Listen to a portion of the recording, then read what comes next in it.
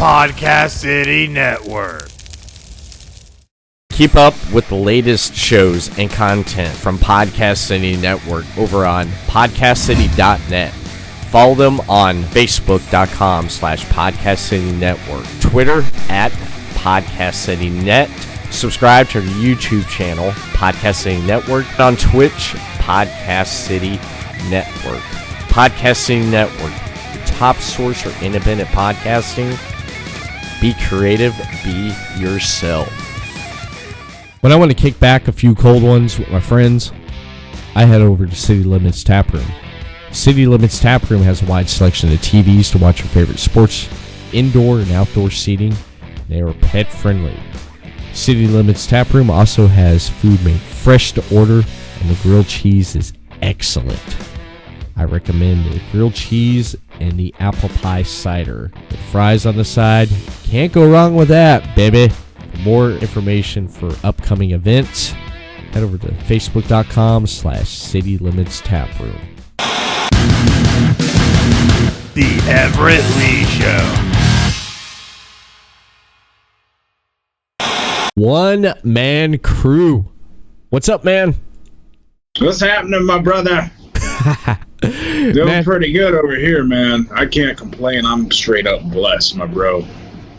Oh, if I was in your shoes right now, I think I would be too, because god dang, first thing I want to say, because the last time I talked with you was a few months ago, and when I talked with you, I think it was almost right around the time when the Insane Clown Posse was about to release their new album, and the opening track was produced by you, man. Congratulations on that, man. How's that feel? How does that feel?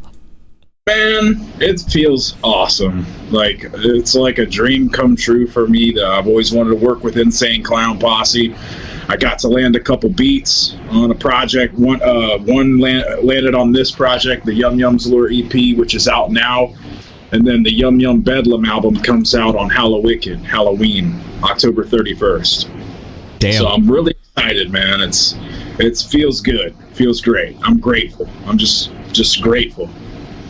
It is. It's something to be grateful about, because I saw the post and that album was #1 on iTunes. I said, holy shit. And it was right after I got done talking with you. I said, damn. I said, why would it not wait a few days afterwards I've talked with you? Yeah, man. It was the timing, it was a little off there, but now you got me, man. And like, things are in full swing. Like, I've got all my products and stuff ready to go, and everything's on point. My YouTube channel's on point. Everything I'm doing's on point now, man. And like, I'm ready to move to Detroit at the end of the month. I'm moving to Detroit so that I can further pursue my goals and dreams of being a chart-topping music producer. Damn, that's insane, man. That is insane. And speaking of your YouTube channel, One Man Podcast, some things have changed there, man. You're part of Podcasting Network now. How's that feel? That's pretty cool, man. It gives me an outlet to vent about some things, man. Like, I see things that a lot of people don't see because of the facade of the mainstream media. People don't see what I see, and I try to tell people, and they look at me like I'm nuts. So I use my podcast as a platform to kind of try to open up eyes of people, and just kind of vent about what's going on in the world.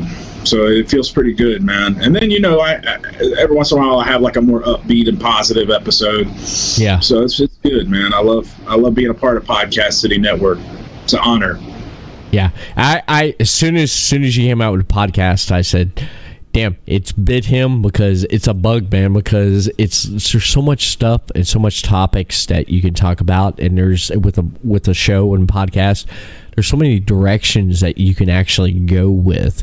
You could go in this direction or that direction. You could talk about anything, basically, and that's what your show's about, man. You pretty much hit some hard topics discussing things, and you put a lot of emotion and feeling behind that, which I love about your show. Thank you, bro. Yeah, man. To me, like, if it's mainstream, it's a lie, and people get sucked into that, the conditioning, the indoctrination, the brainwashing. These poor people, like, it's not like, to me, it's not like a political thing. It's like our country's literally under attack. Like, this is a war, like a biological and technological attack on people. And it's just, every day it consumes me, man, because, like, I'm like, how do people not see this? So I use my platform to talk about it. Yeah. And it makes me feel better. It's good for my mental health because it gives me a release, a therapeutic, creative outlet, other than making music. Oh yeah.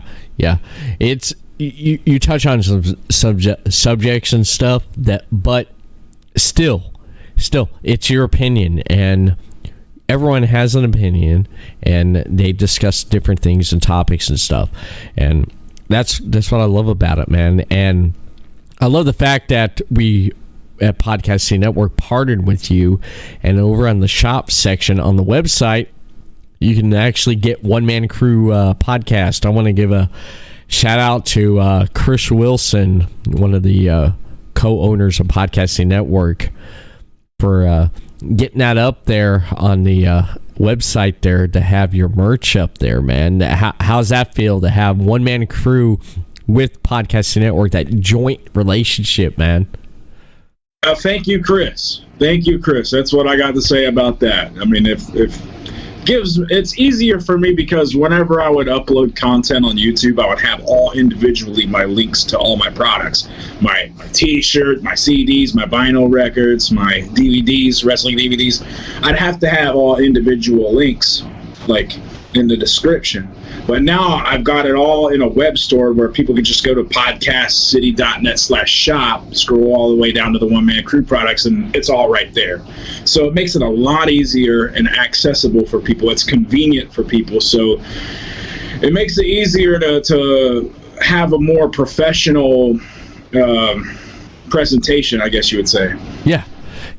It was funny because when he got all the links and stuff and everything, he said, I'm gonna set up everything, for they have Man Kru merchandise over on the shop section to me. I was like, okay, all right. A day later, boom, he's like, I got it done. I'm like, damn, man, you worked overtime. He's like, now, I mean, he works fast. That's what I like about Chris. He works fast. When he has something, he's like, boom, boom, boom, execute, done. And then he moves on to something else. Absolutely, yeah, it was quick. I was like, wow, he said, I'm going to get it up. I'm going to have it finished by tonight. That's what he said. And then like, boom, it was done. I was like, wow. Yeah. Podcasting Network, man, we don't play around when it comes to our company and our brand and stuff. We don't play around because we put stuff out there. I know you had to get on to me. You're like, hey, man, I put a new episode out. Where the hell is it? It's just stuff happens in life. Yeah, I feel that, bro. I just wanted to make sure you were aware that I had a new episode out. That's all that was, man. Yeah. I'll tell you what helps me. I have to subscribe to half the shows if they have any content on YouTube, because that's how everything pops up. Because as soon as something pops up on here, boom, that's how I get it. But you know how YouTube is sometimes. The notification thing, you can hit all notifications, and the algorithms or whatever you call it, it don't work half the damn time. And it's funny how that happens, how technology happens there, though. But like earlier, I was doing a live show with one of my guests, and I was looking, and stuff didn't even pop up on anything. I was like, what the hell? So I went ahead and looked in. I had to go in by hand manually while I'm in the middle of an interview and just get everything shared. I'm like, this is nuts, man. This is nuts. It is. Man, it's a lot of work, that's for sure, man. I mean, I do all my own graphics. I produce the music. I do the editing, everything for my podcast.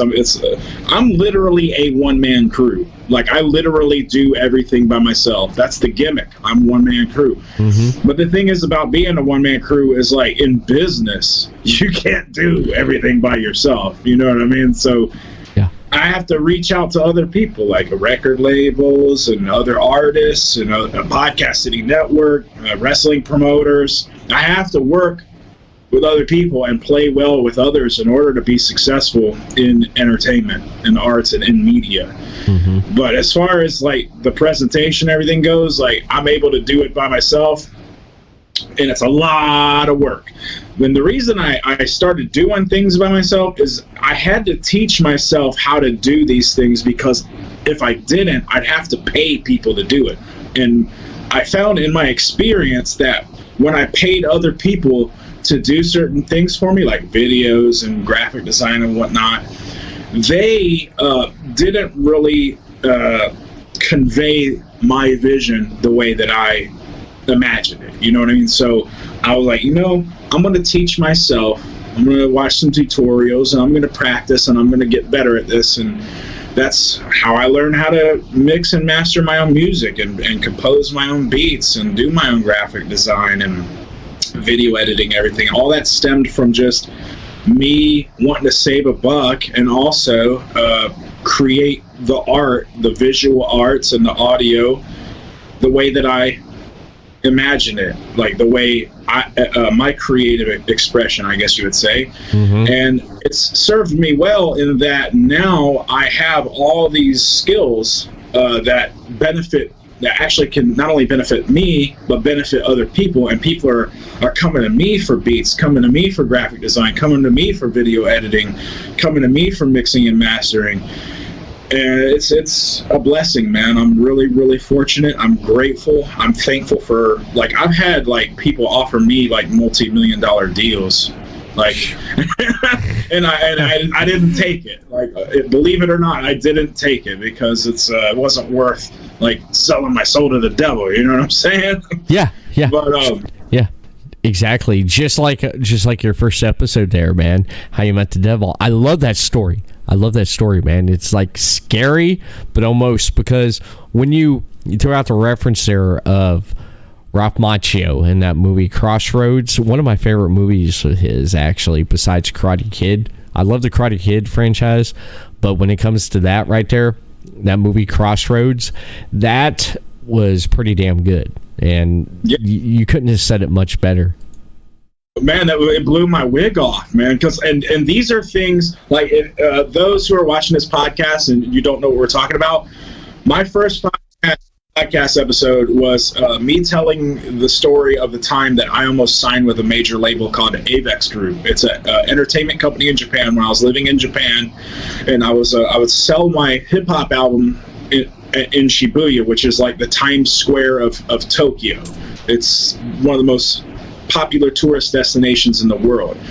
And I didn't realize until I literally met an agent of Satan, like Lucifer himself, Ahura Mazda, came to me through a guy and told me that if I didn't give myself to him, that the deal with Avex Group, which I had been groomed for 6 months with this A&R guy, and all the way up to the top 2 executives had already approved me to be signed, and I was waiting on the last one. The vice president had already approved me.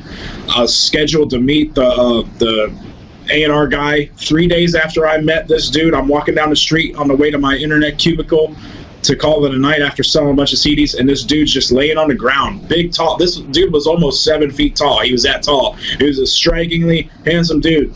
And I said, man, what are you doing just laying on the ground? And he looks up at the billboard across the street. It had Eric Clapton on it, and he was like, that could be you up there someday. I was like, yeah, I guess, but I'm not really a guitar player. And he's like, no, but that could be you. And he got up, and we started talking, and he gave me money to go get a couple beers. And I bought, I think, 2 or 3 cans of beer. Mm-hmm. And we're standing in an alley drinking these beers, and we're talking. He's like, you love music. I know you love music. If you want to make it in music, you're going to have to do some things that maybe your traditional, the way you brought up, it goes against your morals. And I was like, yeah, I don't know, man. I don't want to, have to, join the Illuminati, ha ha ha, just joking around about it, right?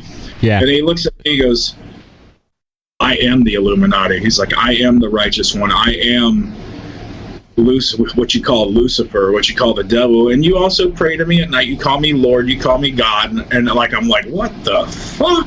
Like, it's just blowing my wig off. Like, this dude is crazy, right? Yeah. Well, then he looks me in my eye and like his pupils got all big and shit, like when somebody's like on drugs, like and then they went real like small, the little pinpricks, and I was like, what the fuck? And then this rat ran behind him, and I looked at the rat. This dude's looking at me like this, and behind him is running a rat. And I'm thinking in my mind, I'm like, I'm not saying this out loud, I'm like, I should stomp that rat dead. And then I'm like, nah, I shouldn't think that way. And then he just, boom, jumps up and stomps the rat dead and looks up at me and says, that's what you wanted, wasn't it? And I was, at that point, dude, I was frozen in fear. I was like, what the fuck? Like, and that's when he started talking, and he kept calling me Wayne.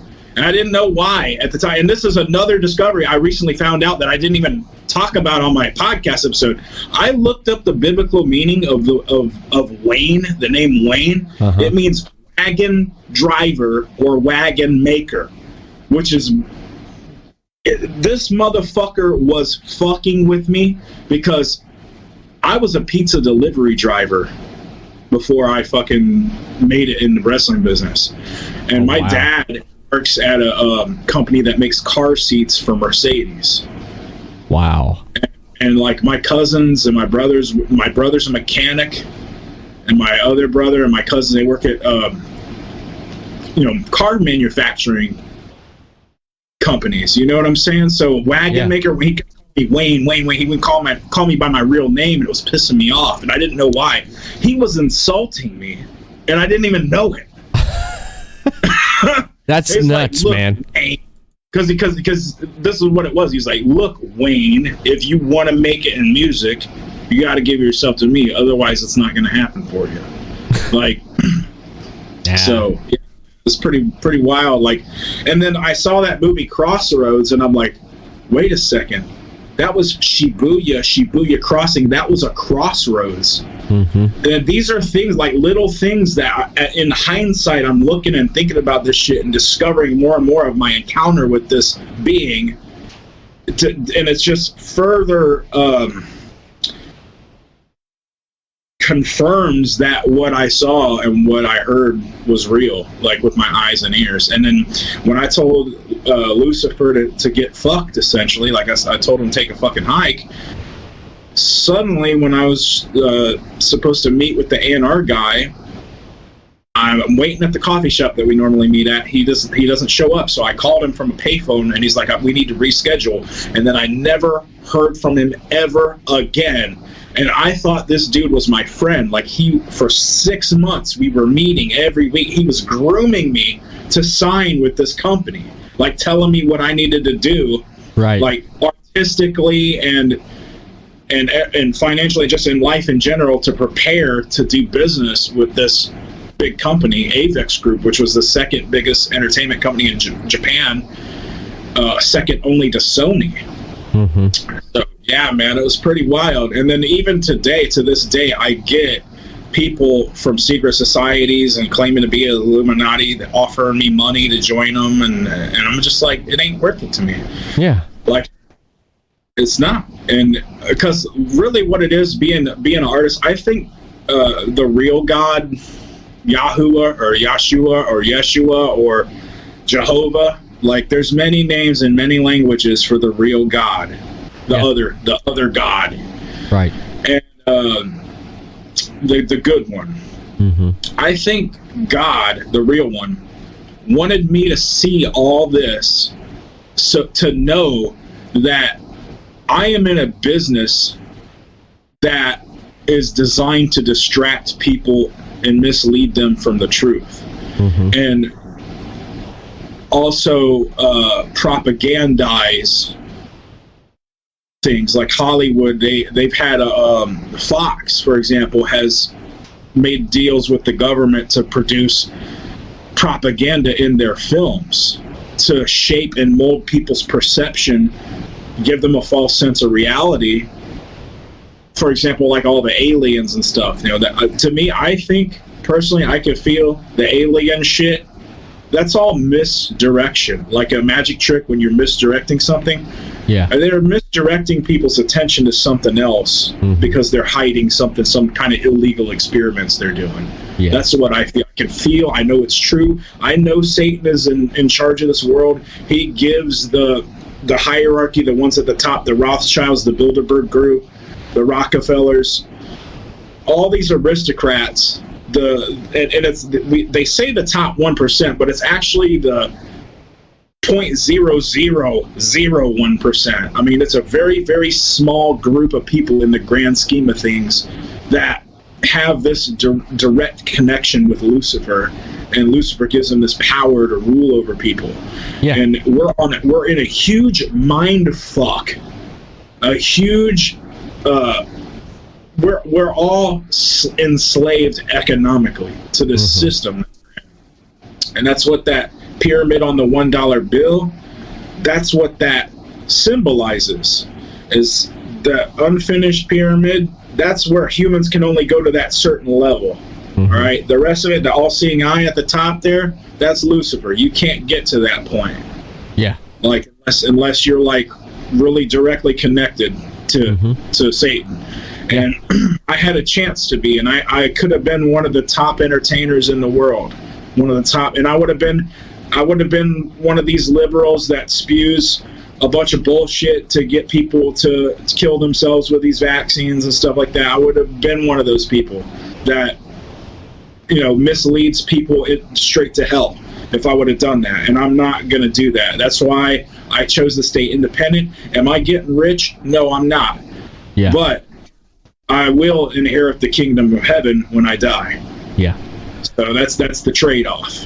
Well, one of the things I did yesterday was I got poked in my shoulder there.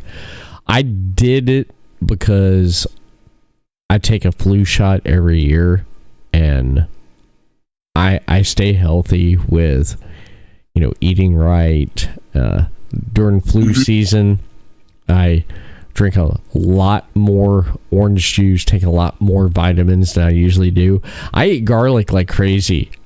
I do. I put garlic on everything when I eat. When I cook chicken, I throw garlic on there. When I cook eggs, I throw garlic on there. I throw all that on there, and pretty much I don't know if you ever heard the old wives' tale of like garlic, it keeps the cold away. I haven't got a cold in years because I eat so much damn garlic. And if a vampire bit me, they'd turn to dust, man. They'd like choke and go cardiac arrest. How much garlic I have in me, seriously. And one of the things I did yesterday was I took the first shot. I gotta tell you something, man. But they did authorize for emergency use the Pfizer, Moderna, and Janssen ones.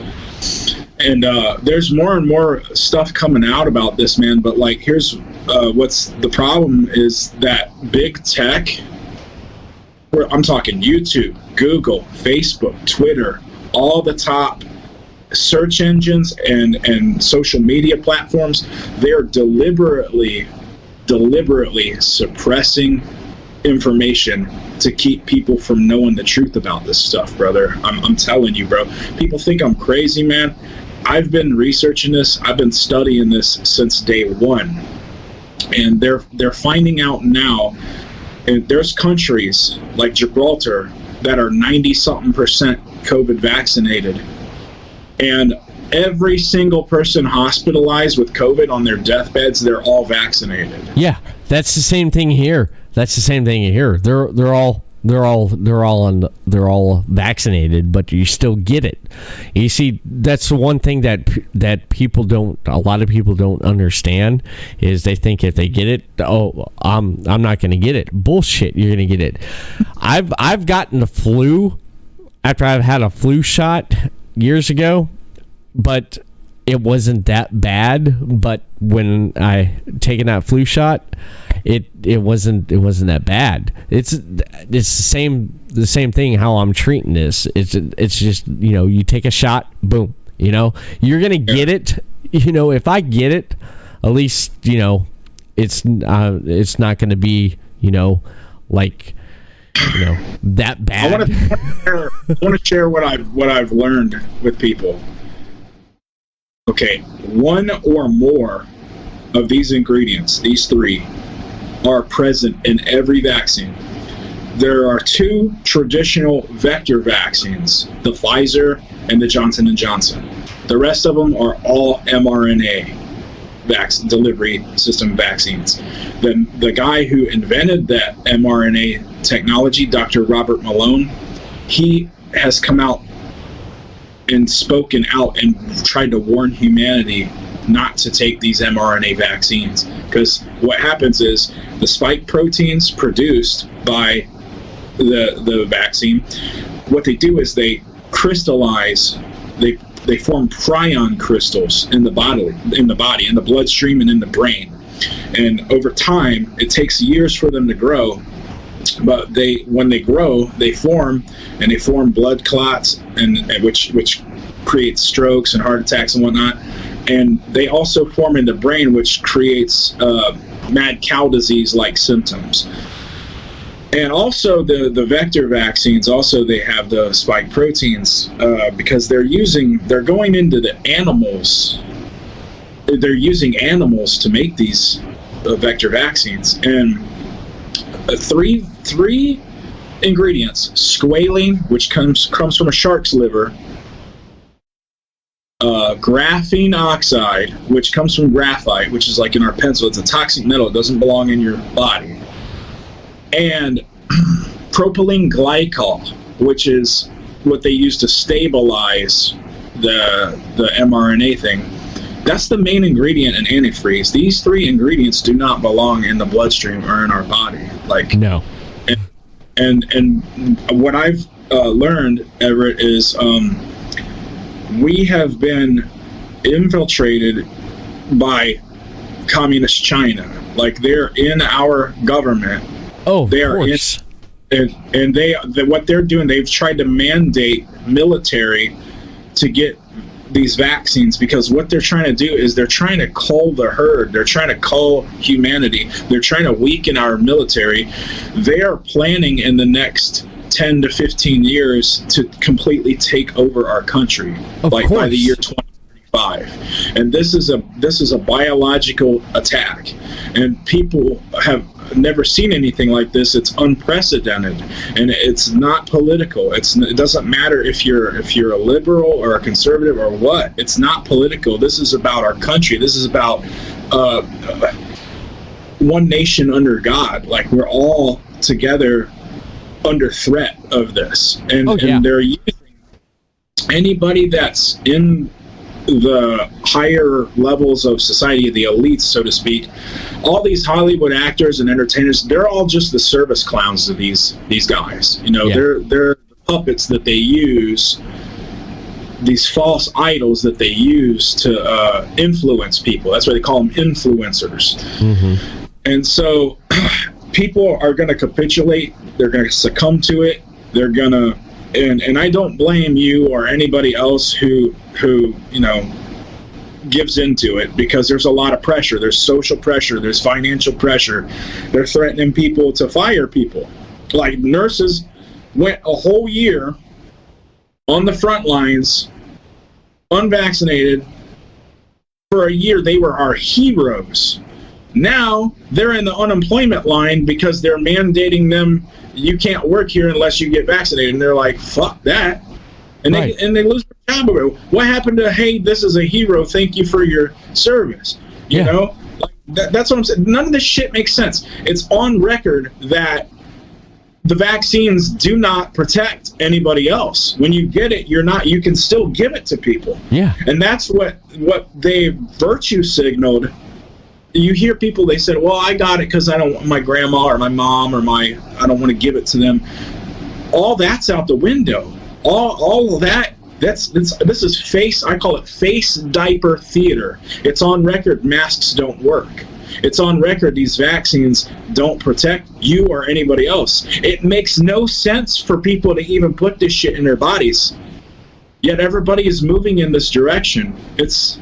And they're sneaking shit in these vaccines too, because they're going to interface people with technology, and they've got technology that they want to deploy, military weaponized stuff that basically they can control people, like by injecting nanoparticles in them and weaponizing it. That's why, like, it's imperative that people understand what this is. This whole COVID thing.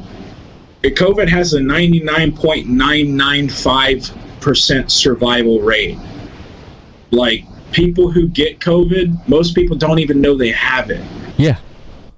And that's why it's insane to me that the cure is killing more people than the actual disease, and that there is a concerted effort by big tech to suppress that factual information. This is not opinion. These are facts that are on record. You go to other countries, you watch news in other countries, and they'll tell you. But here in America particularly, see, we used to be the world leader, like the one everybody looked to for protection. But now the great dragon, as in the book of Revelation, China, they're going to take over. They're moving against the world to take over the world. And we owe them money based on bad deals politicians made with them. Yeah. None of us, the individuals, the serfs at the bottom of the pyramid, so to speak, none of us had anything to do with anything. We all work, we all live.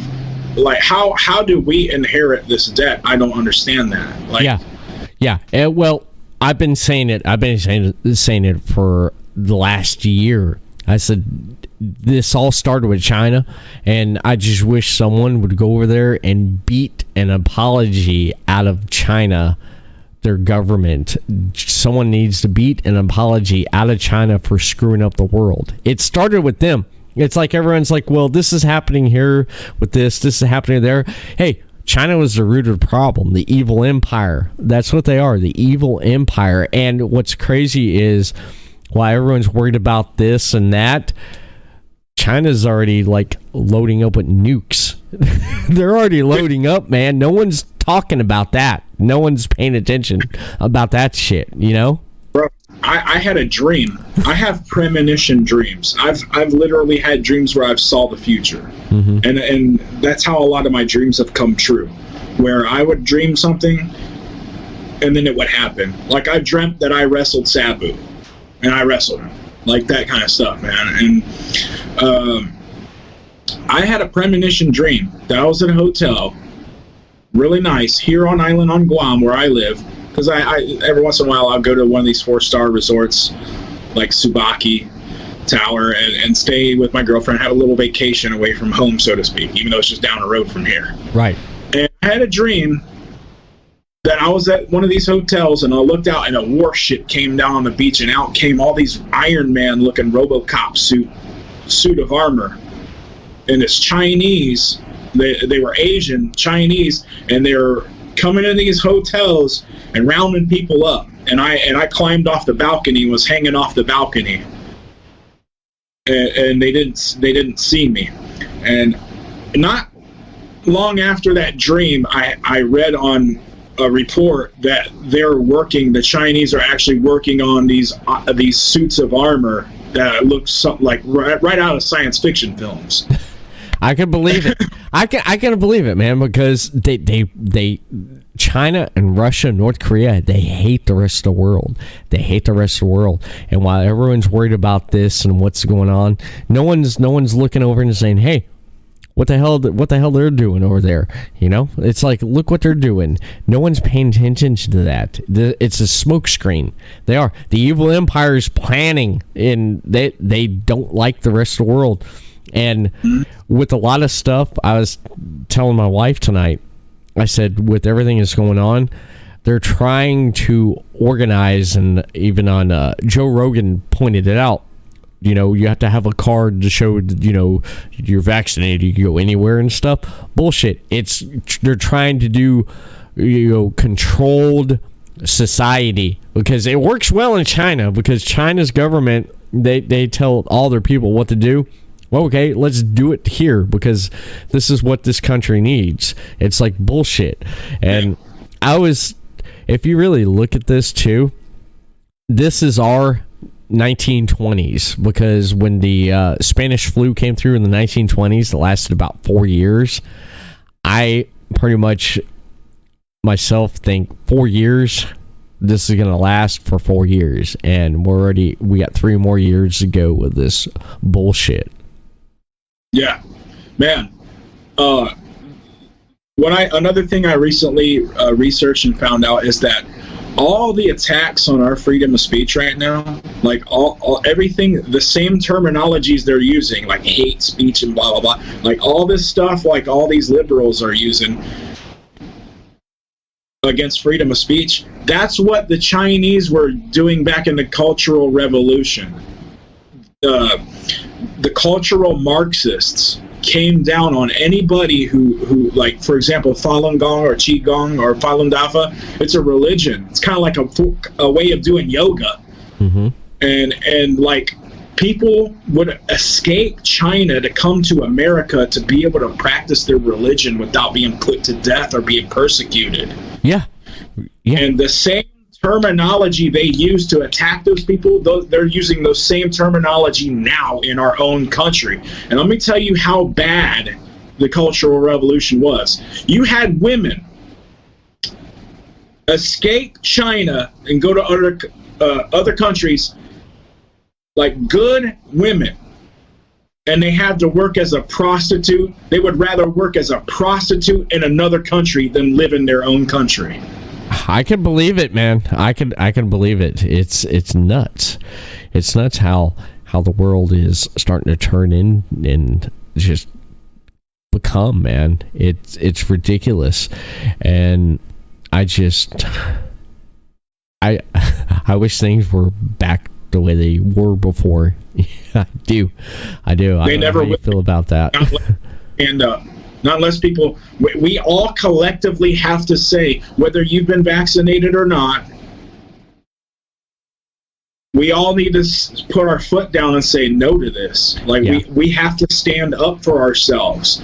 See, the thing is, man, people are so complacent with technology and convenience that most people are living in a fantasy world, man, that like their false sense of security, a false sense of reality won't allow them to understand that they're under attack. It's like an ostrich with its head in the sand, man. Like, unless people stand up now and do this now and speak out now and create awareness now, unless everybody wakes up collectively, and that's what all this divide and conquer with the racism. We're not a racist country. That is a myth.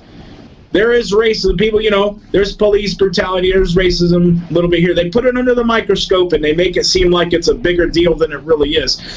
American people, it don't matter if you're black, white, Asian, Hispanic, Arab, wherever you come from, Middle Eastern, I'm sorry, I don't know how the politically correct way to say it, but yeah. It doesn't matter what walk of life we come from. We all have the same physiological needs, and we all just want to be loved. We all just want to survive and just have a good life.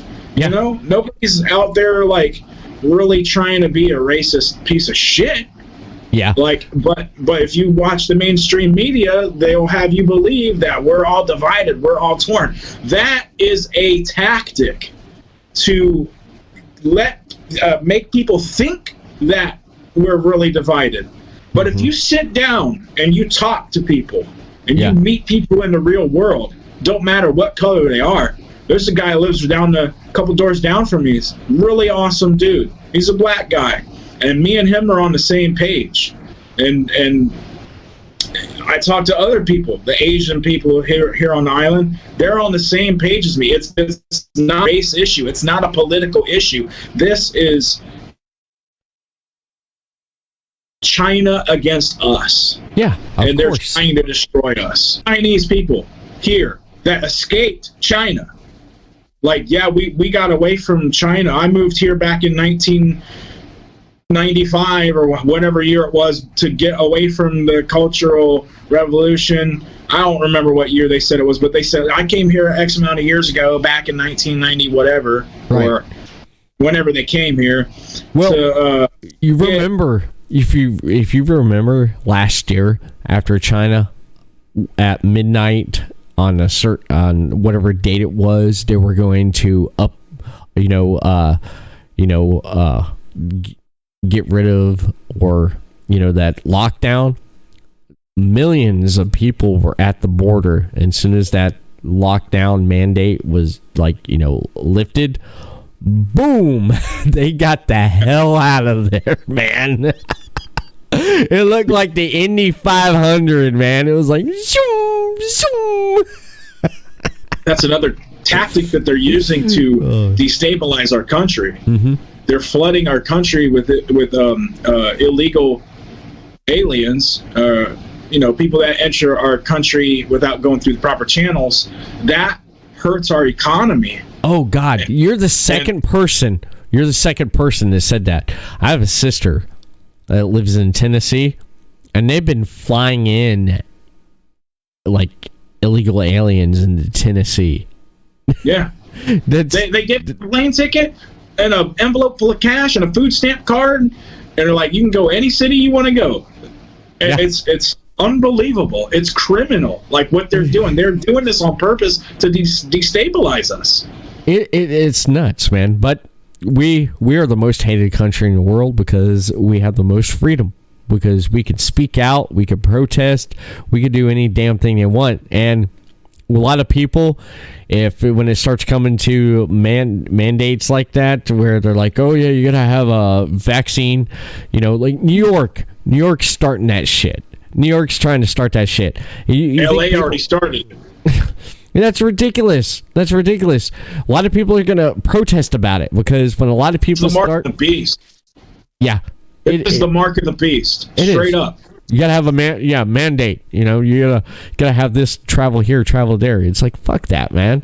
People are going to speak up. People are going to wake up, and a lot of people are already talking about it, and a lot of people's agreeing with it, but you got a lot of people, like smart people, that are like, yeah, that's good. Yeah, it's like bullshit. You're dumbass for believing that bullshit.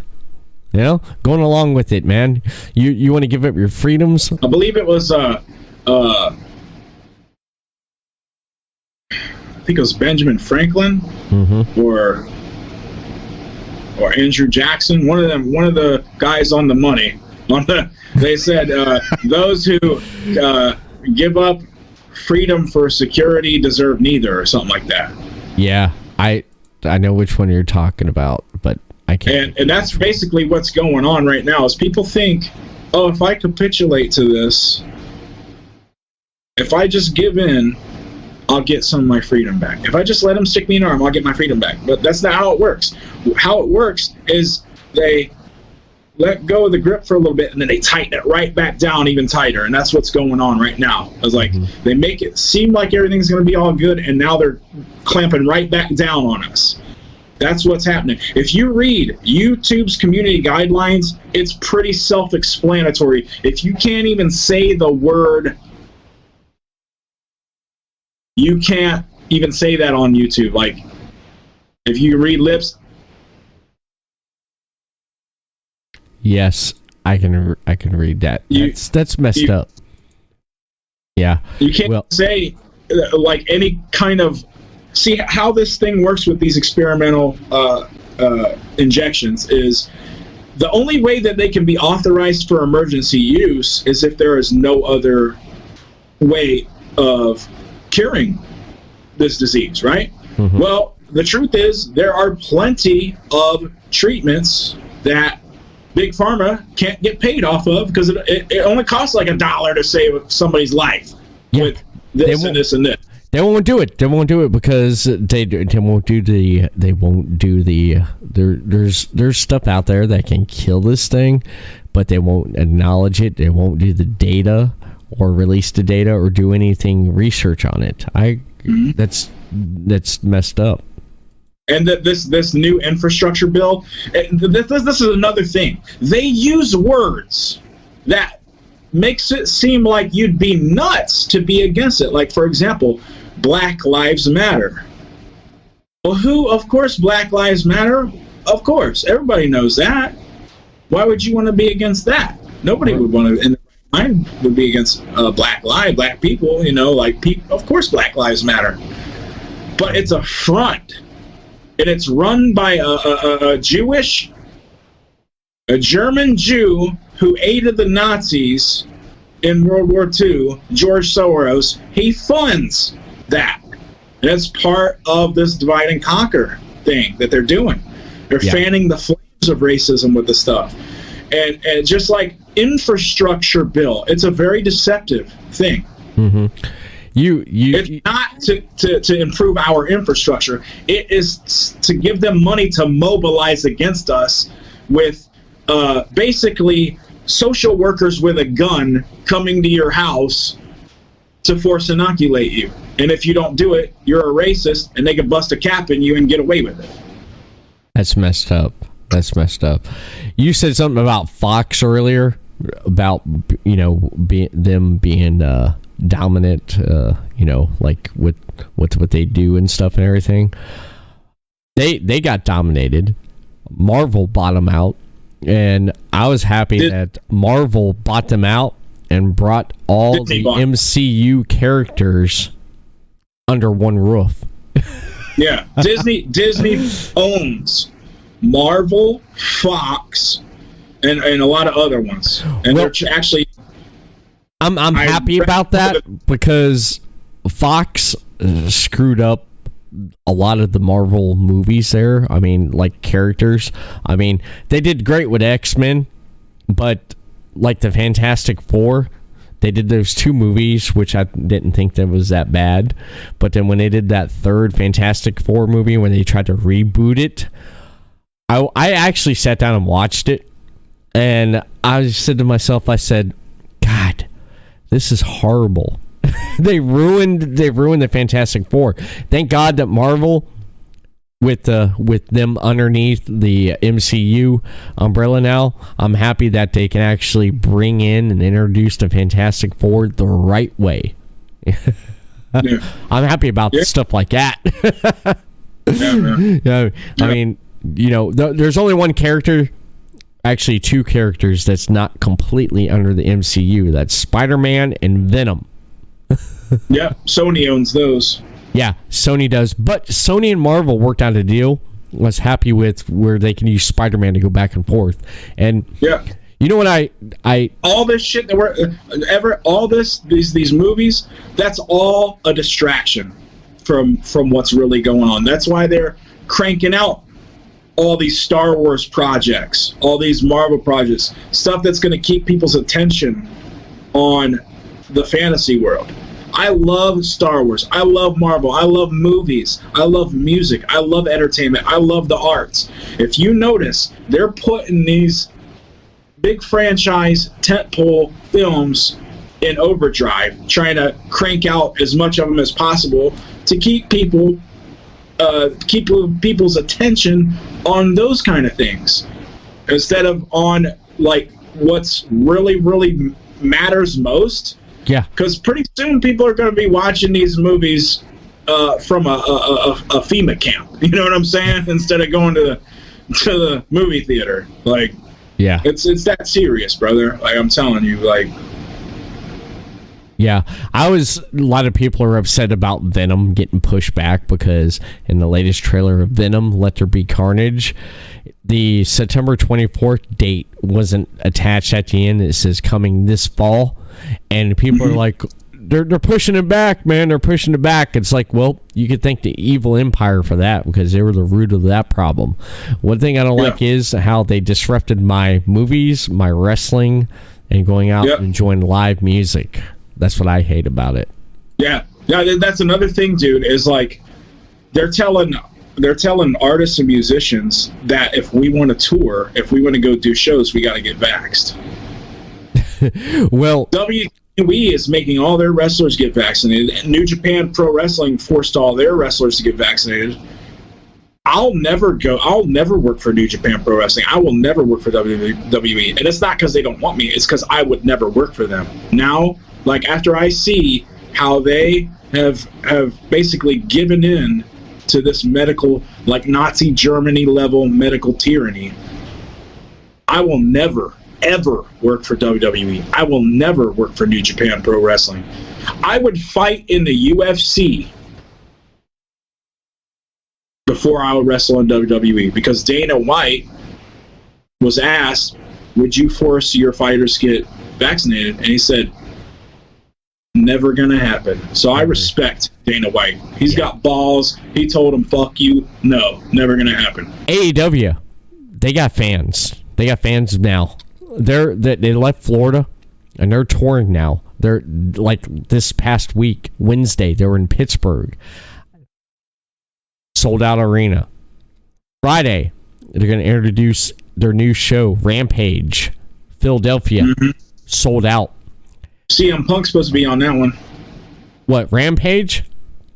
Yeah. It's actually, I think it's All Out, because that's going to be in Chicago, I think. Oh, okay. Whichever one Chicago is supposed to be, that's CM Punk's supposed to be on that one. Well, he was asked about it. He was on Saturday Night Main Event, a radio show, and it was brought up to him. Yeah, have you seen previews for that new show coming out called Heels?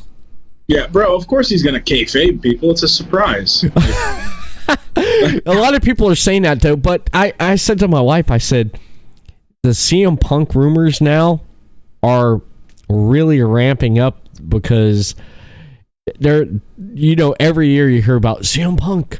He may be going back to WWE. He talked to Vince, and it's like bullshit, dirt sheets. You know what I mean? And then all of a sudden, oh yeah, he talked to Tony Khan. Well, he did come out and say he talked to Tony Khan, though, but he hinted off.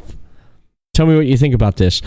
When he said that, when he was asked about AEW, and he's like, yeah, I talked to Tony Khan. I talked to him face to face, and he feels, like any promotion trying to step up and go head to head with WWE, that's not good, because there's only one way that's going to go. It's going to, go down. And he pretty much said, he hinted off like he had to sit back and watch and see what happens. And he sees AEW. Dude, NXT, they moved from Wednesday to Tuesdays. They couldn't compete with AEW because AEW was killing them in the ratings. Now, AEW is going to compete with SmackDown, or actually, no, they're going to come on after SmackDown on Fridays, I guess, with Rampage. And you got to look at all the talent that AEW has. A lot of people are like, oh, I don't like AEW because they got all the has-been talent, like people that were in WWE that are over there now. It's like, you know what? These people had an opportunity and they screwed up and didn't know how to use this talent. For example, Rusev, Mirko, look at that guy. He was so over. Was he not so over? Yeah. And he could have punched through that glass ceiling, but they dropped the ball on it. They didn't give him that push. Dude, because I'm not gonna lie to you, Rusev is one of my favorite wrestlers. Oh God, like he was great. He was. Sorry, I had to take that out, man. It's getting sour. He was great. He was great, man. I got the privilege of seeing him wrestle live twice at two WWE events, man. What? His wife is one of the best looking women in pro wrestling, in my opinion. Lana, God, yeah. You heard what he said when Lana got released? He said it's better to fly with the eagles than the turkeys. Absolutely. Exactly. Look, and then let's face it, man. WWE has become so corporate that it's not a pro wrestling company anymore. They're watered down. They're watered down, man. They dropped the ball. They're not making stars. They're not making new stars. It's what they're doing. They're selling the brand WWE. Mm-hmm. Now, people like Hulk Hogan, Stone Cold, The Rock, those guys were arguably as big as or bigger than WWE. I want to throw another name in there, John Cena. John Cena, even. Yeah. I mean, that guy. Bruno Sammartino. There you go. There's another one there, too. You know, you can't forget them. Those people came to the WWF at the time, WWE, because of those guys. Mm-hmm. Now they're just going to WWE to see WWE, and it's interchangeable spokes on the wheel. It's the brand WWE, and that's why they have to rely on bringing in these part-time, old-time guys like Goldberg to draw, because they wonder why they gotta. Fans are pissed off. Why are you booking Goldberg? He's 53 years old, and you're putting him in a world title match. Well, it's because they're not making new stars, and these marquee name value guys still draw. Yeah. Like, whether you like it or not, I'd rather pay to see a 53-year-old Goldberg than who's their main event guy, Bobby Lashley. if you have two shows, independent shows, and one has Goldberg versus some jabroni and Bobby Lashley versus some jabroni, which one are you going to go to? Oh, I'm going to see Goldberg because I remember Goldberg from back in the day, man. That's who I'm going to see. Like, for example, like when Aleister Black, he's Malachi Black now on AEW. When he got released, that pissed off. Phenomenal debut, by the way. Oh yeah, he got pissed off. I mean, a lot of people got pissed off. Excuse me, a lot of people got pissed off. Oh, it was great. I think Cody Rhodes did a great thing of putting that guy over so strong. Oh, did you see that match last week? Yeah, he made that guy. Oh. He made him. Dude, Tommy Inn was already a big name in the UK. He was already big. I know. Yeah, he was big. Great worker. Great worker. And WWE did not know how to use him. But what I thought was funny was with that contract there, he was still under an NXT contract on working the main roster. They forgot to change it, and in 30 days. Boom! There he is. AEW, man. It was like, this goes to show how out of touch they are. Yeah. Like, they don't even know what they got. It's like, whoops. I know.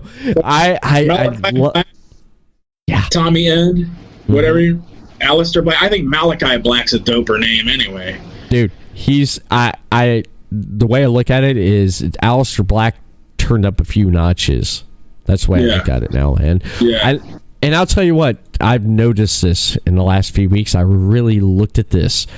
Darby Allin, he's to me, his in-ring ability has gotten a lot better because look who he's with now. Sting. Hell yeah. Sting, he's under Sting's wing, man. Of course. I mean, look at the matches, look at the history. That's the difference. God. That's the difference between WWE and AEW. Yeah. They'll use a guy, a marquee name legend, to give a rub to a young talent and create a star. Yeah. Just like putting Jake the Snake with the guy from Lance Archer. Lance Archer, yeah. Yeah. Phenomenal. Dude, that's how you do it. Taz with Brian Cage. Oh God, yeah. I love that story there now. Brian Cage now is, that I love that. And what I love about AEW is it's like, look, they weren't doing it with Christian, oh, you're concussions or whatever it is. It's like, boom, look, Christian Cage, he can still go. He's going to be wrestling Kenny Omega for the AEW World Heavyweight Championship. That's going to be a good match. Yeah.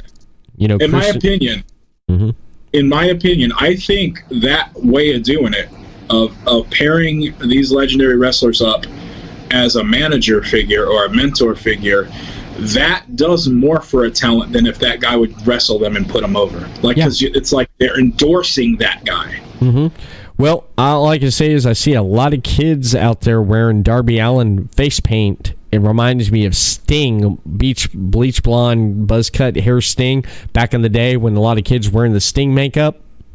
Mm-hmm. Yeah, if you know, there you go. There you go, right I there. do. I lie to you. I do watch AEW. Like, I watch their big shows, the pay-per-views. I watch those. I don't watch their TV, but I'll catch every once in a while on YouTube. I'll catch something. Dark. You got to check out Dark and Elevation, because one of the some indie workers that I know, a couple from here from Florida, La Brava and D3, I've seen wrestle live here for promotions in Florida. They've got an opportunity to go on there, though. But they jobbed. But, hell, at least it was exposure for them, though. But Shauna Reed, I got to say, Shauna Reed, she wrestled on Dark and Elevation. Dark, her first match was against Britt Baker. And then her second match that she had was on Elevation. It was against Thunder Rosa. I liked that, the second match she had. Yeah. Oh, yeah. And AEW is one company that I enjoy, and also NWA, the Billy Corgan's NWA. Now, I'm glad they got rid of that dude that was handling... I forgot his name, but he was a real douchebag to me when I tried to get booked on NWA. Yeah. They got rid of him because of some sexual harassment thing, and, like, in my opinion, since they got rid of him, I think the NWA product has gotten better. Like,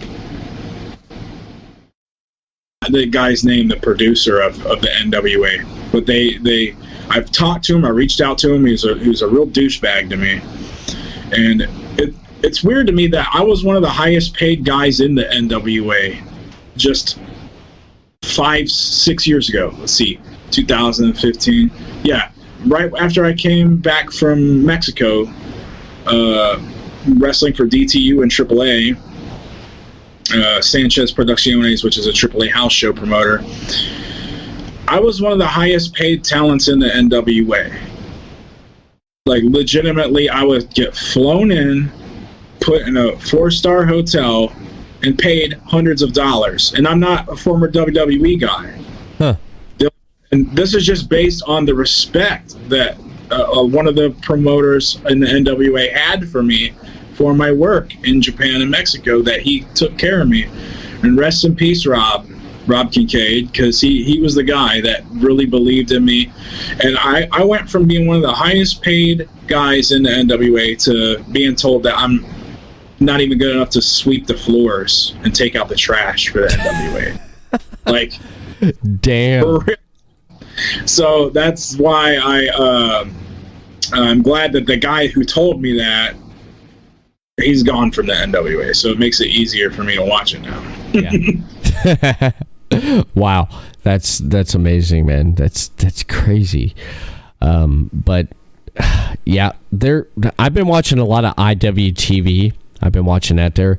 I've been watching a lot of promotions on there. I'm watching Defy Wrestling. I've been watching New South Wrestling on there. Beyond. South Wrestling. I've wrestled for New South before. New South, man. I tell you, their production and the talent they have on New South, God, I'm telling you, those guys, I think it's New South. Maybe it's Alabama. They're from yeah, Alabama. Yeah. Yeah. What's his name? Ace Haven. Uh-huh. Is that his promotion? I think, yeah, Ace, yeah. If that's the guy, yeah, I've wrestled there a couple times, once or twice. Yeah, they've been around for a long time. And they're really good promotion. I love what they do. I love their product. I do. Defy Wrestling in Seattle. A lot of AEW guys go over there. I watched this tag team match, man. Dude, check this out. I watched this tag team match. I was going back on IW, going back on the matches and stuff from Defy Wrestling.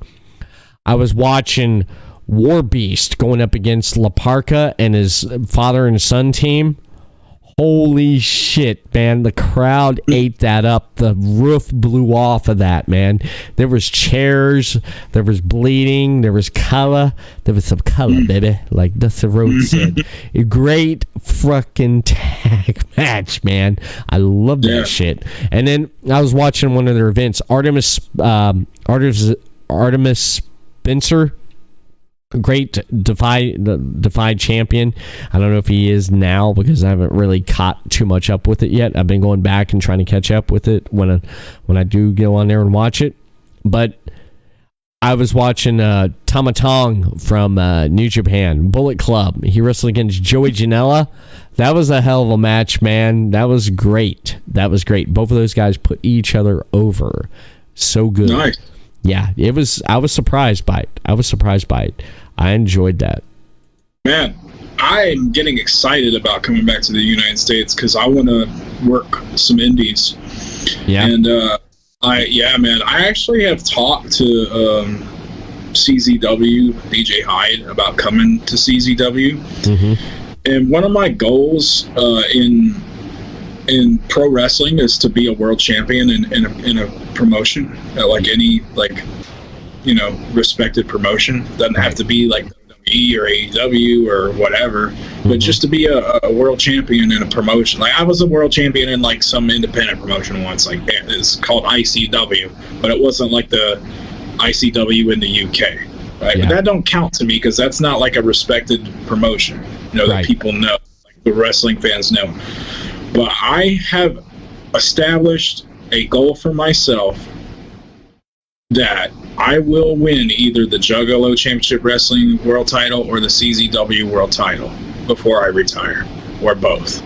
You should come down here to Florida. There's two promotions I know of that you'd love to work for. I'd work for any promotion as long as they paid me, man. I didn't get in this business to mark out for myself. I got in this business to make a living. Yeah. And that's one of the reasons why I haven't worked for a while is because not only was I recovering from injuries, but a lot of promotions, the business was down so bad they couldn't even afford to pay me anything. Mm-hmm. So that's one thing, man. Like, if the business is going back up, and I believe it's going to have another boom period with the way things are with AEW now. Yeah. Things are going to go back to the up and up with wrestling, I think, pretty soon, if things keep going well with that. And if outside forces, like with the happenings in the world, don't affect it, I believe that there's going to be a boom on the independent scene, and then the people like me who have made a living wrestling in Japan could be able to, make a decent payoff here and there working on the indies. I really, really, really, really, really look forward to working in the independent scene in the U.S. again. It's just like, I don't want promoters to think that like I'm some kind of like ego maniac or something just because I want paid. I know you can get anybody. People are a dime a dozen. You can get guys that'll work for free. Mm-hmm. I'm not one of them. Like I'm established in the wrestling business. Yeah. Like I work for FMW. I work for every major promotion in Japan except New Japan Pro Wrestling. I'm affiliated with them. Yeah. I either worked for them, or I've been backstage, or I've either wrestled on their show, or I worked for them, or been affiliated with them through some other endeavor. Every promotion except New Japan. And now I know why God made it that way. It's because New Japan is the only company that mandated vaccines to the wrestlers. And I'm glad and proud to say that I never wrestled for New Japan Pro Wrestling. But no matter what anybody thinks or what anybody says, like, just because people aren't aware of what I've done doesn't take away what I've done. Like, right. I am a established mainstay star in Japan. Like, and there's a demand for me now, the nostalgia for me. People want to see me wrestle in Japan. And if the Japanese, I've made a lot of Japanese promoters really, really wealthy. They've made money off of me. I've main evented sold out shows all over Japan. And most of the stuff isn't even on YouTube. You can catch a lot of it on YouTube, but most of the stuff I've done in Japan, it's not even on YouTube. And so what I'm trying to tell you is, no matter what your initial first impression is of me, if you're watching this, any wrestling promoters are watching this, whatever you think of me right now based on insufficient data, I'm telling you right now, if you look me up, if you look my body of work up, you'll see that I'm a legitimate professional at what I do. And if you want to do business with me, I would love to do business with you. But don't treat me like a jabroni. That's all I ask you. Don't treat me like a jabroni. And don't treat me like I haven't been anywhere and done anything. That's all I ask. Just treat me with the respect that I deserve as a professional. And if you want me to work for you, if you can't pay me that much, it's okay as long as you pay me something. Because my thing is, I won't work for free. That's the only thing. That's the only catch. As long as you make sure that I'm not coming out of pocket, I would be happy to do business with you because I love pro wrestling. I love independent wrestling. Nice. You do. And over on podcastcity.net/shop, you could find a lot of your wrestling DVDs over there, which I think is great. I do, man. Man, you got more merchandise than Amazon does. I got 17 products, bro. I got 5 LPs. Yeah, that's what Chris said. Chris is like, God, man, he has a lot of stuff. I said, yeah, he does. He's like, I'm gonna get it done, and he got it up there because I even on the last live show, not the one I just did here, but the one before it, I was promoting over. I was mentioning where people could go and get Podcast City merchandise of their favorite shows, and of course I ran down there and had to give a shout out to Man Kru and his merchandise. I was like, he has DVDs, CDs, LPs, 8 tracks, anything you want. 8 tracks. He has VHS and beta. Nah, just vinyl. Well, there's a market now for vinyl. There's a craze going on now for vinyl. Oh God, yeah. I love vinyl. I have a lot of vinyl, man. I do. The only thing is about vinyls, they're expensive to produce, man. I had to sell them for like $50 a piece to even make any money off of them. You know what I mean? Because they cost me $33 a piece to produce them. Yeah. Because short run on demand, and the cheapest that I could ever sell it to make any kind of profit, like I'd be making like $2 if I sold them for $35 a piece. You know what I mean? Damn. So I sell them for $50 so that I can make $17 off each one. Mm-hmm. But I may decrease the price on them down to $40. So I'll at least make $7 off each one of them. Yeah. But yeah, them vinyls, man, they're nice. I got some of them right here. I can plug them real quick. Yeah, definitely. What do we have? I got Keepers of the Crypt casket cuts. I was in a horrorcore rap group called Keepers of the Crypt, which we're actually going to be making a new album. This is a compilation of all of our scrapped songs that didn't go on our 3 albums that we made. Unreleased. These are one-offs and unreleased tracks.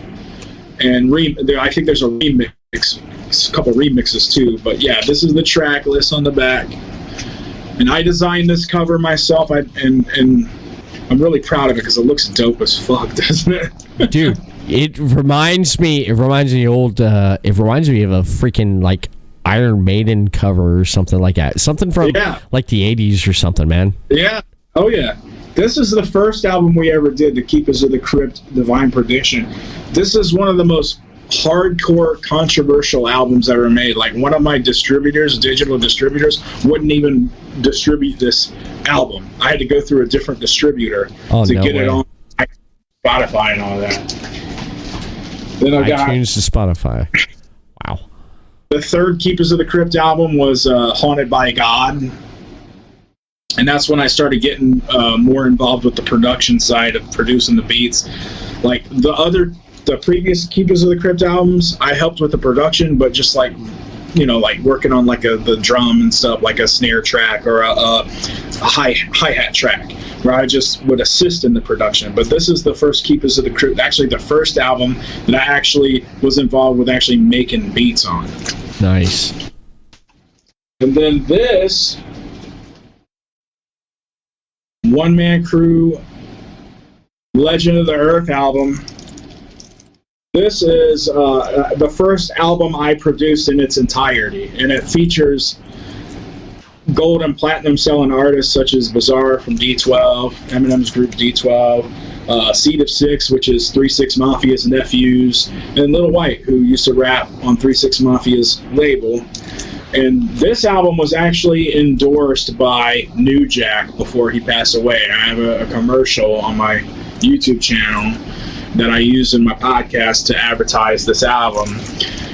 New Jack, let's talk about New Jack a little bit, because I want to talk about what he meant to me personally and to my career. A lot of people don't know this, but New Jack actually went out of his way. I've never met New Jack in person. I've seen him wrestle live. I went to an ECW show and I saw him jump off a balcony on a dude, and I was instant mark for the guy. Like, I thought he was the dopest. He's the first dude to ever do the crazy shit like jumping off the balconies and stuff like that. So he was my favorite wrestler.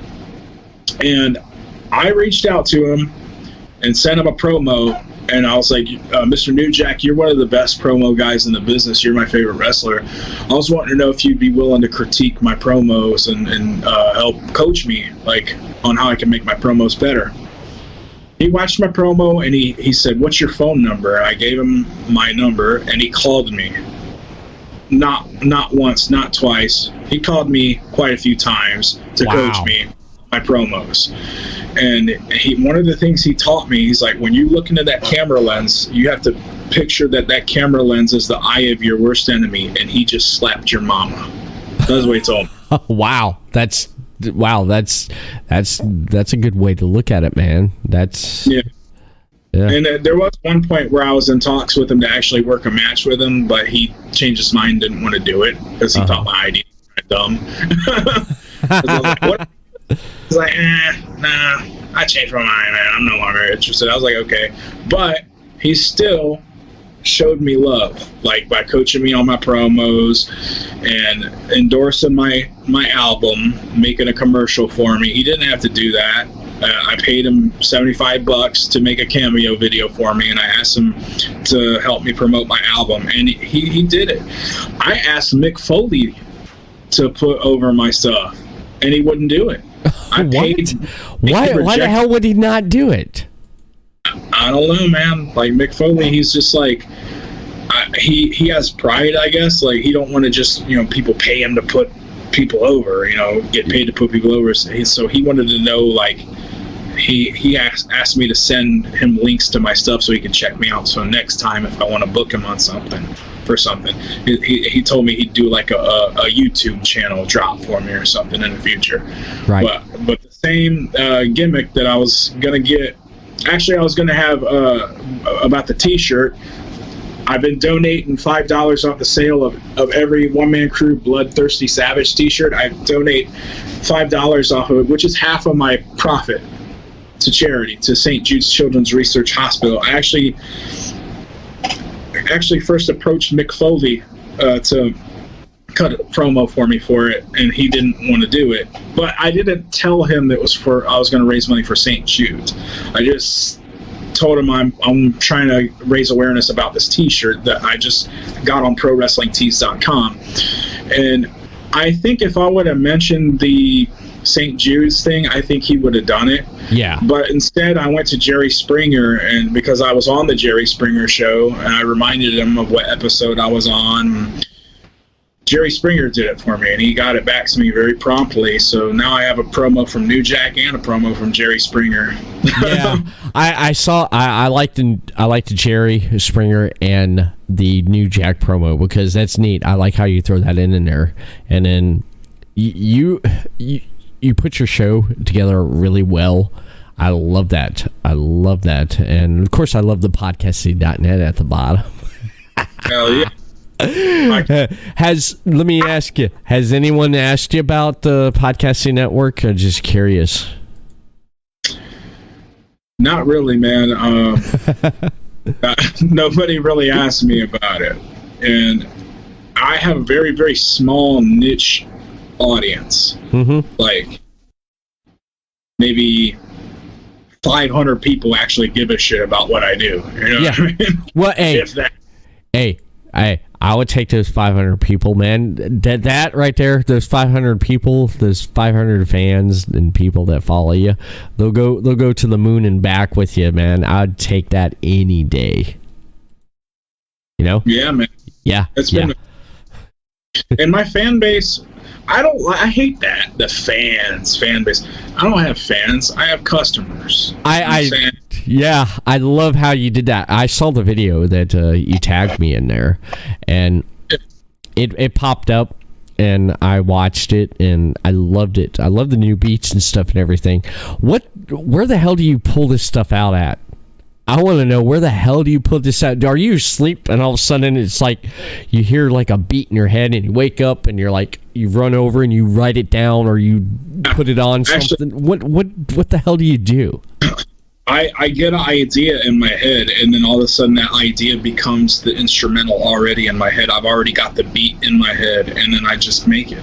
Mm-hmm. Like, it already exists in my heart and in my mind, and then sometimes it's just I get one little idea, like a bass riff or a piano riff or, maybe a riff. Yeah. And then I envision that riff layered with different octaves, different instruments, classically composed, what it would sound like, and I'd be like, damn, that would be dope. That would be epic. And then I, make some epic shit. Yeah. Well, Are you one of those ones that walks around and then you'll hum like some kind of beat and it gets in your head there and you're like, yeah, I got to put this down? Yeah, dude, I've lost ideas because I wasn't able to like record like on my phone or write down. Like, I've had so many great ideas that just dissipated, wasted because I forgot it. You know what I mean? Yeah. Speaking of beats and whatnot, would you like to hear my latest beat that's already finished? The one I did on my Facebook Live video when I was working on it? Yeah, right here. Exclusively on the Everett Lee Show, man. I love it. Yes. Exclusive for the Everett Lee Show. And nobody else has heard this except you. Premiere right here, ladies and gentlemen. New beat from Man Kru. Hold on a second.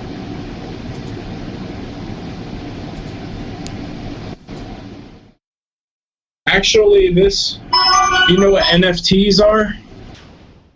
NFTs are digital artwork that is in the cryptocurrency market. It's a one of one, like only one in existence. It's blockchain stamped to where only one person has this digital artwork.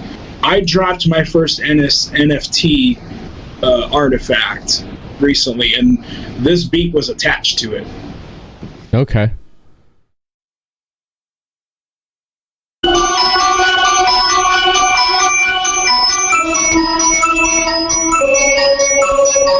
Can you hear it okay? Uh-huh.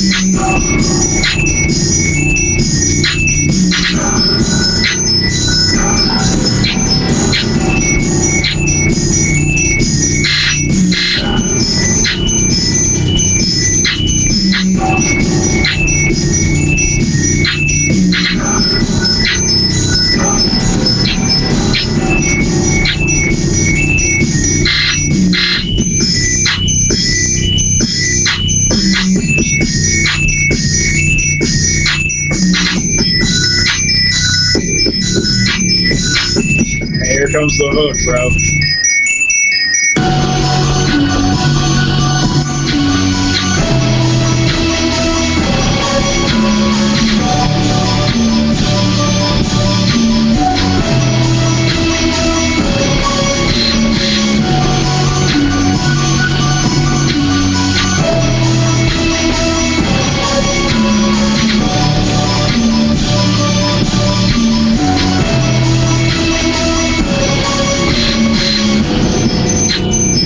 This shit's dope, ain't it, bro? Oh man, that's dude. That sounds great. I love that. I fucking Thank love you, that. man. That sounds good, man. It just I love that like that undertone of like dum bum. Yeah. I love that stuff. You know what I've been listening to a lot here? I've been listening to like dramatic, epic, like orchestra rock type music, which has been freaking great. I've been coming across there and listening to. Yeah. I love that stuff.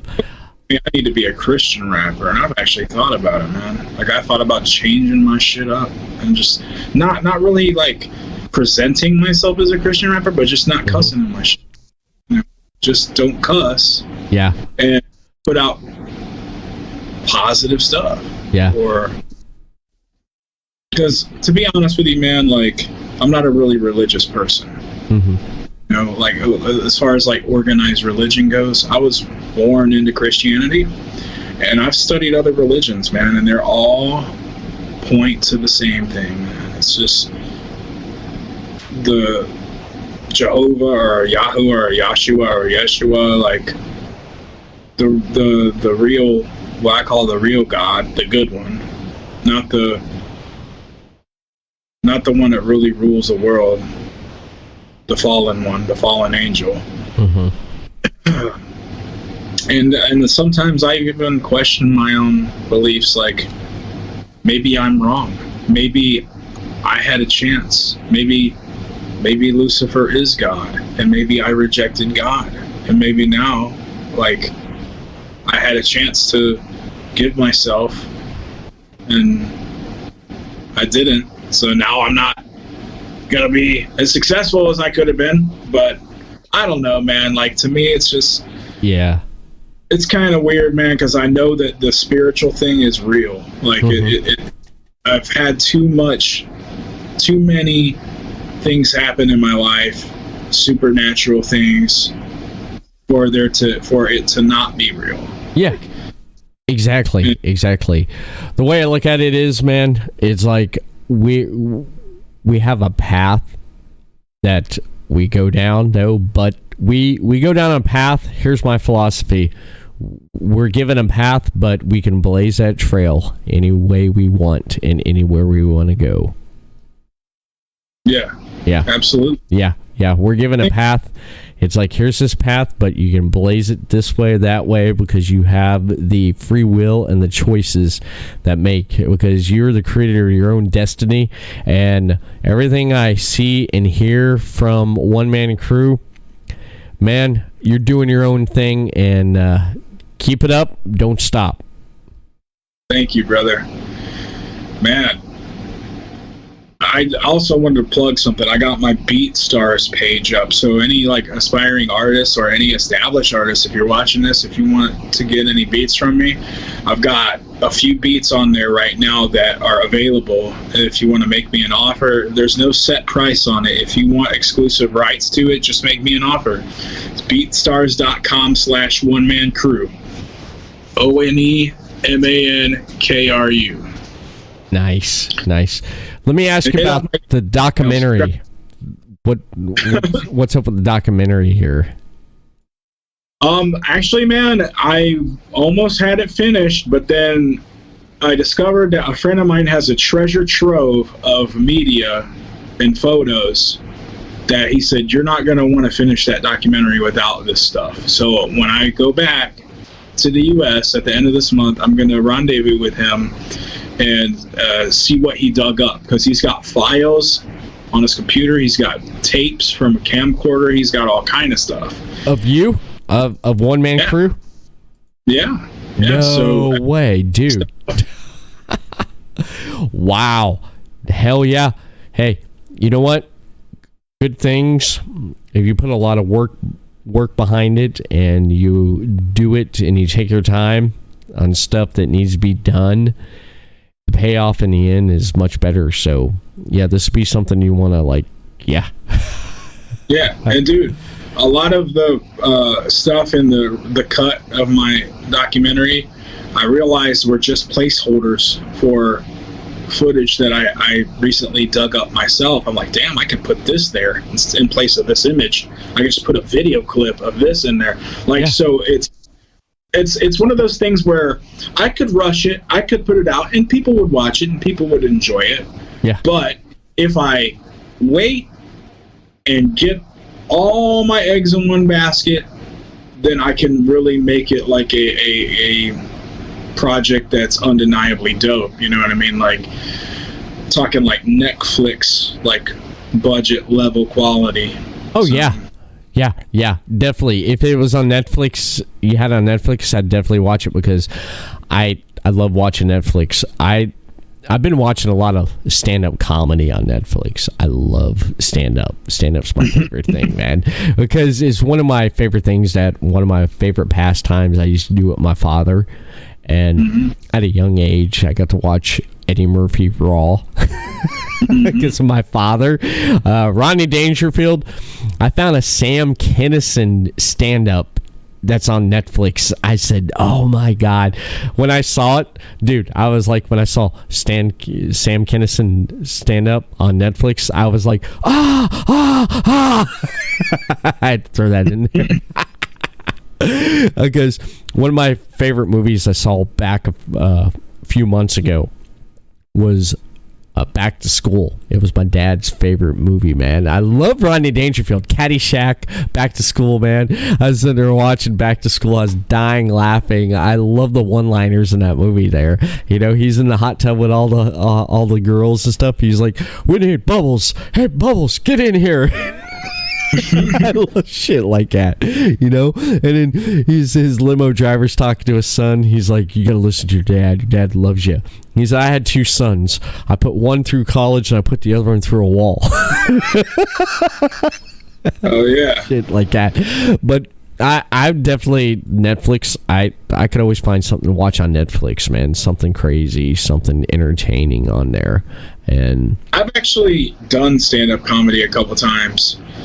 And I really like it, man. Like, it's something that maybe I might try to do again. Like, write some new material. I got booked the first time I was in Japan, and this club. They're like, we want you to come and tell jokes. I'm like, I'm not a stand-up comedian. I'm a pro wrestler. Like, no, it's okay. Just come make people laugh. You're a funny guy. Because you know what it was. I'll be in Japan. I'll be making people laugh because, like, for example, like the word baka means stupid. I'd be like, baka motherfucker, like saying shit like that, and they think it's funny, right? So they're like, oh, this dude, you know, so they like booked me and paid me to stand in front of an audience of Japanese people and tell them funny shit, goofy shit. So that was the first time I did it. Well, and a lot of pro wrestlers, here in Daytona Beach, Mick Foley, he came to town on his comedy thing. I went and seen him, and yeah. I loved it. And you can tell there was people in that crowd. A lot of them were wrestling fans. A lot of them weren't, because he's singing them out. He's like, how many of you are not a wrestling fan? And this one girl's like, me. And it's just like, after tonight, you will be. And when she left, I'm sure she was, because of, you know, you just telling stories and stuff. Like, I die and laugh every time, like, when I go back and I think about the stories that you when I had you on before. You shared with what happened with getting your stuff like zip tied to the bench, and then with the pee, the urine. Yeah. That stuff, man. I love that stuff. I mean, that right there would make people laugh. I mean, it'd be easy because you have material. You don't even know it. I came up with this joke, and I was walking around in the mall. We go to the mall every me and my girlfriend go to the mall every weekend to go eat, shop. And I came up with this joke while I was walking around, and I was just testing it out with people. I just walk up to random people and just tell this joke, and every single person laughed. And there would be people that they were, like super serious people, and even they couldn't help it. Like they were trying to laugh, and I still got them with it. And this was it. And I walked up to him and said, young people often ask me, do you have any old head advice for relationships and dating? And I say, and I drop this golden nugget of knowledge on him. I say, it doesn't matter how handsome he is or how beautiful she is. We all have shit breath in the morning.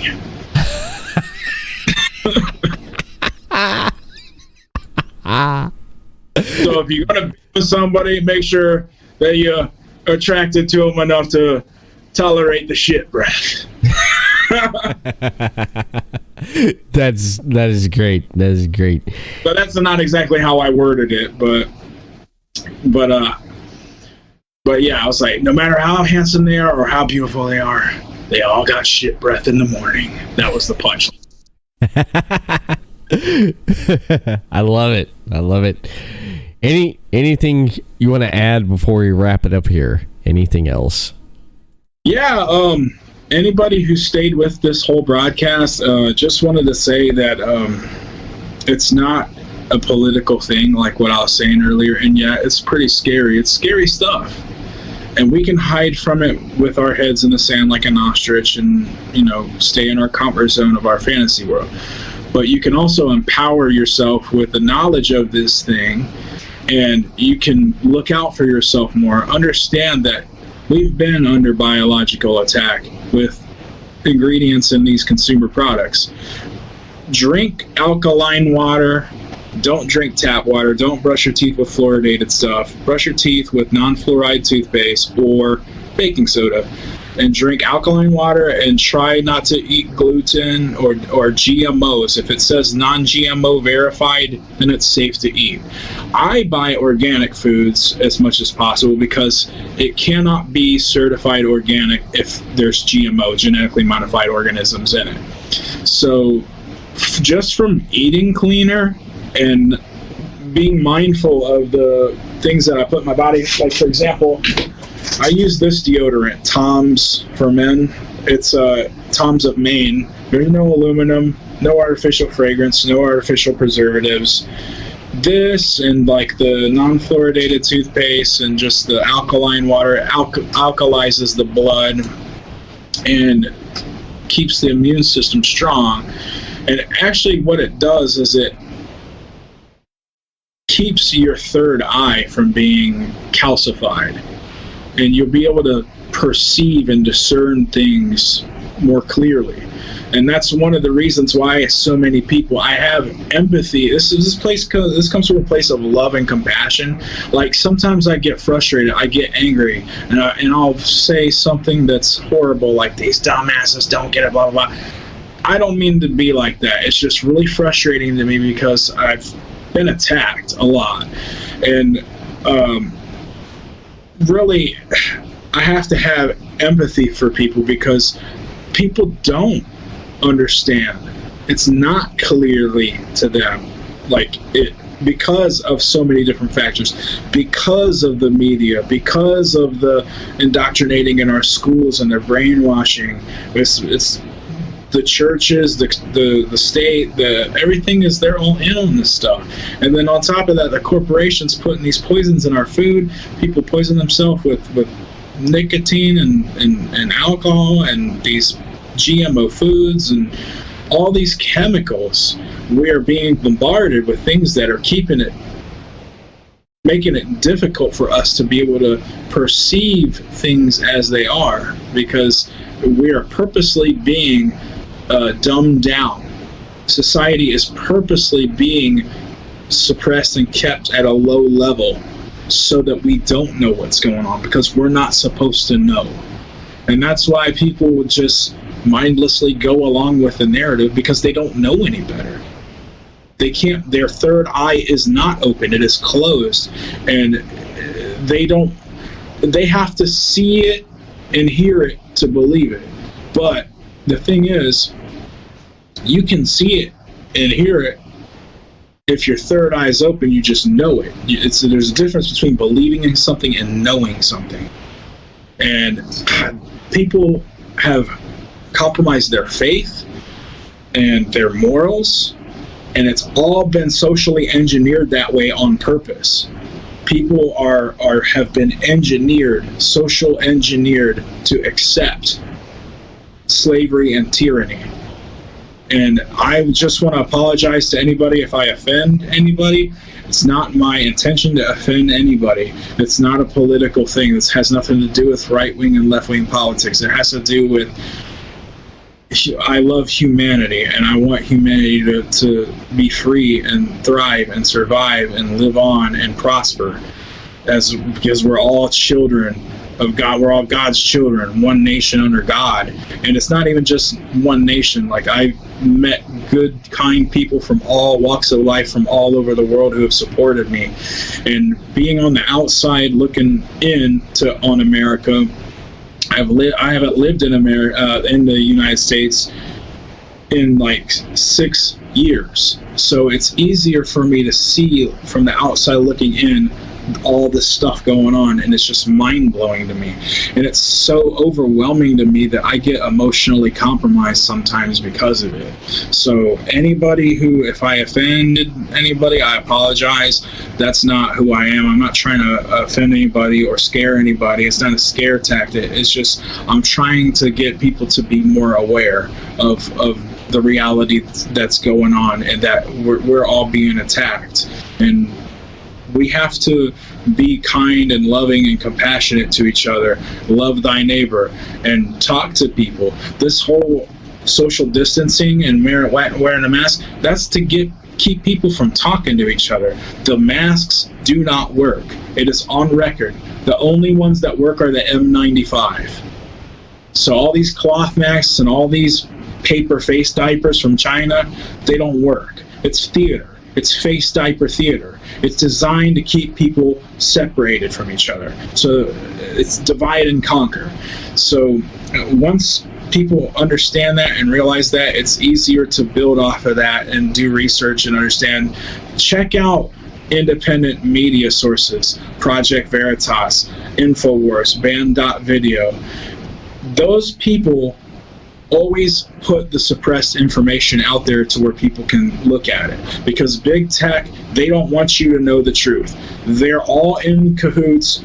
All these corporations are all in on this whole social engineering thing. So you have to do your own independent research, and do not depend on mainstream media, because the mainstream narrative is a lie. And the pharmaceutical companies, if you believe that they want to help you and they want to keep you from being sick, a business that depends on people being sick, if you actually believe that they want to cure you and make you well, then I've got beachfront property on Mars I'll sell you.